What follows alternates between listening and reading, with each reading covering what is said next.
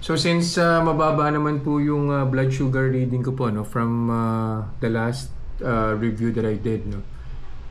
88 lang po to. So gamitin ko na rin po siya as baseline.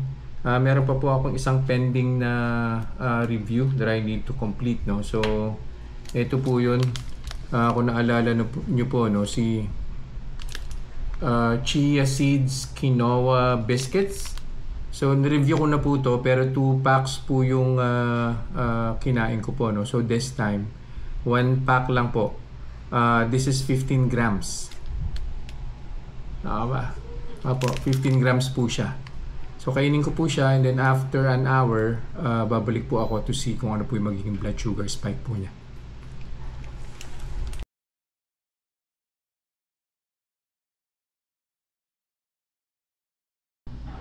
One hour na po, so kuha na po tayo ng blood sugar.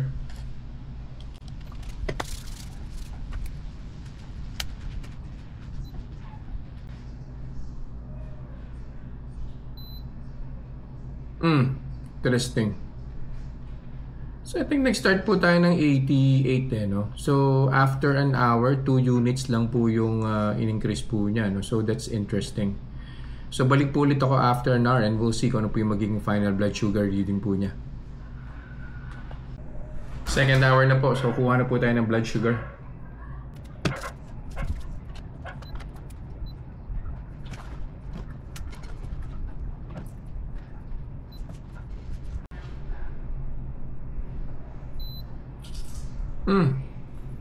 Na-delay po yung blood sugar spike, no? So, 114. Kaya po pala no? So nag-start po tayo ng 88. Umakyat po siya ng 90 on the first hour. Now it's 114. Silipin ko na lang po yung third hour kung pababa na po siya. No? Pero most of the time on the third hour, pababa na naman po yan. I don't think nakakain po kayo ng 15 grams lang na biskwit eh. Sobrang konti po nun. Yung 2 packs naman po, sobrang taas naman po ng blood sugar spike. So, it's up to you. Alam naman po natin yan pare-pareho eh. Pagka biskwit, refined flour, nag-spike po talaga yung blood sugar po natin. So, yun lang po for today.